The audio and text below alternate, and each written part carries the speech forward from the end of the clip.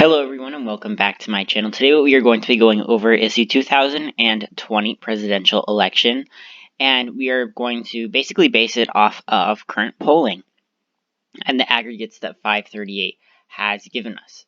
So in 2016 a lot of people blamed the fact that Donald Trump won was because we were too reliant on believing the polling and that it wasn't accurate enough in actually predicting the winner, and thus Donald Trump actually won.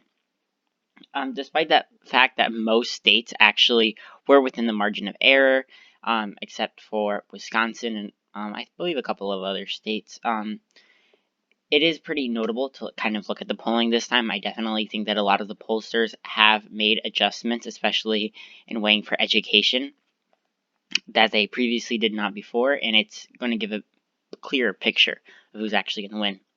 So what you have on your screen right now is all the safe states. These are all states that are the margins for either party are over 15%.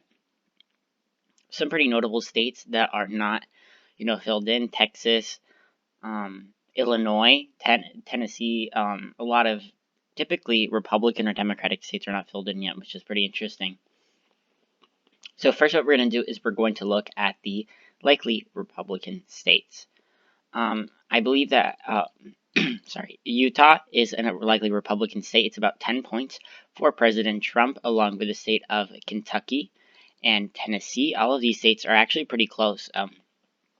I think out of all of them, I think Tennessee and Utah are probably going to be solid. But Kentucky definitely has been trending more and more blue. Even from, Barack Obama to Clinton margins, Clinton actually overperformed Barack Obama, which is pretty noticeable. I think Missouri is pretty close to being a lean margin, but it's not. It's about 6.4%. Trump in polling has always been, under 10 points. It was pretty narrow previously, about 2.5 points. But I do think that Missouri is going to be a likely state at the end of the day. Pretty interesting in Nebraska. Actually, we're not going to get to Nebraska first. Alaska. I also believe Alaska is a likely state. Yep, 7.5 points. I think that their Senate and House races are going to be competitive, but not on the presidential level. South Carolina. I believe South Carolina is another likely state. Yes, 7.5 points. They have a competitive Senate race and one competitive House race, but other than that, South Carolina not being really competitive in this election cycle. Indiana's also about 9 points. I know that already. Montana. Montana is very narrowly a likely state by 5.5 points. Recent polling has definitely shown Biden improving in this state. However, at the end of the day, he's probably not going to win it. I believe that's it for all of the likely Republican states. I might get back to any of them that I might have missed. But now we're going to look at the likely Democratic states. So Illinois, interestingly enough, is actually a likely Democratic state. It's under 15 points. So that's pretty noticeable. Barack Obama's home state, they typically did pretty well in, Illinois and neighboring states, but not so much this time around. Probably is going to be safe, but you never know. I think Minnesota. Yeah, Minnesota is leading by 8.9 points. Again, double-digit lead for Hillary Clinton in some polls before Election Day, but, she only won by 1.5 points. So, you could either take the polls with a grain of salt or hope for the best, depending on which side you're on. I believe Michigan also has pretty solid margins. Yep, 8.5 points or 8.8 points for Joe Biden up in the state. Pretty good, especially considering that this is a flip from 2016. Wisconsin, I believe, 8.6 points. Again, pretty good margins for the Democrat. And New Hampshire, I believe, is the next one. 11.4 points. That's pretty huge, and that's actually on par with Virginia, which is about 11 points as well. At least New Hampshire was one of the closest states back in 2016. Virginia was pretty close as well. I think it was about 5 points for Hillary Clinton. Both trending Democratic states, in my opinion, and it's pretty evident in this map so far. New Mexico. I'm not sure if New Mexico is a safe state. Yep, So it's not. It's a likely state, along with the state of Colorado, which would be another likely state. Colorado actually polling better for Joe Biden than New Mexico, which is pretty interesting. Next up, we're going to do the state of Nevada. So Nevada, typically underestimates Democrats in polls. However, it currently does have Joe Biden up by a likely margin. And, Joe Biden's already pretty close to winning on the presidency. Yeah. We're also going to look at the state of Maine. Maine overall is going to be, about a likely margin, about 14 points, just under the 15-point threshold. However, Maine's 2nd congressional district, if you were to take the polling aggregates for recent things, it would be about a lean margin for Joe Biden. And that kind of puts us back into the lean states. I think Pennsylvania is probably bordering a lean state. Let me check one quick. Yeah, 5.1 points for Joe Biden. That's technically a likely margin for Joe Biden.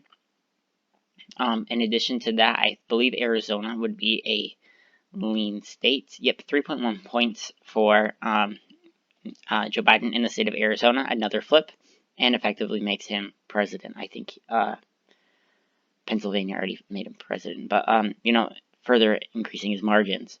Next, we're going to do is the state of Nebraska. So Nebraska is pretty interesting. Just like Maine, they divide their electoral votes, and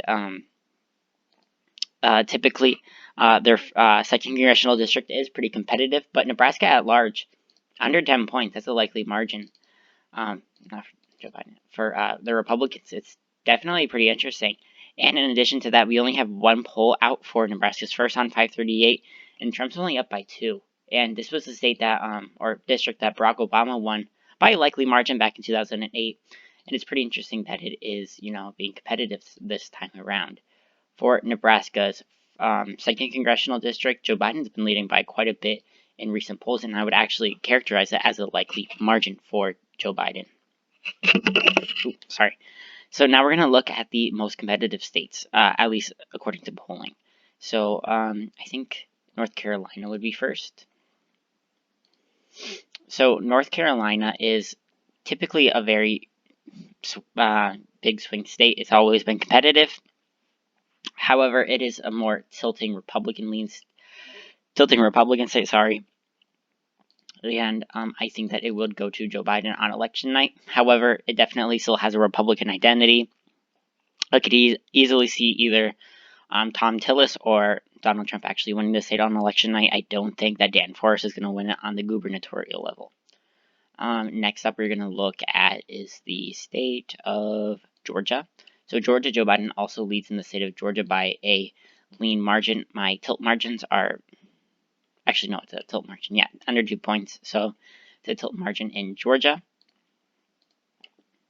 In the state of Florida, I believe it's always been pretty close in Florida. Florida's a state that basically always goes to the presidential winner, except for a few exceptions. But Joe Biden's actually leading in it by a lean margin. I mean, at this point, I think we're about to cross Barack Obama's margin of victory back in 2008. And, it's kind of weird seeing that Florida and Georgia are going to Joe Biden when Illinois is a likely margin. But, dynamics are always changing in the U.S. electorate. Next up, we're going to look at is the state of Iowa. Iowa actually is, I think, the closest state currently. Joe Biden leads by 0.1%. So that would be a very, very narrow tilt for Joe Biden. Probably it's going to be a pretty close state on election night. I don't think that they would actually call it at poll closings or, for the next couple of days following. Ohio is another state that has kind of been targeted by both campaigns heavily, and it was back in 2016 as well. However, Donald Trump overperformed, and he is expected to very, very narrowly take this state once more. Texas is also a huge battleground state, a new battleground state that previously was not there before. Trump only leads in it by about 1 point, which is a tilt margin. So definitely, if you look at this map, there are a lot of battlegrounds, as according to polling, that previously would not be there. I mean, Texas, Georgia, Iowa, Arizona, states that typically would not be in play, are in play or even leading Joe Biden. So I hope you guys enjoyed this video. Please like and subscribe. Again, this is not my personal prediction. This is just the current 538 aggregate for polls for each individual state or district that will be voting in the 2020 presidential election. I do not think that this will actually happen. I have a feeling that it really overestimates Joe Biden. I think that Donald Trump still has a shot at winning. However, I do think that a lot of the polls and just general feeling is that Joe Biden has a good chance of winning, but it isn't 100% certain as of this moment. So I hope you guys enjoyed this video. Thank you so much for watching, and I hope you guys have a great day.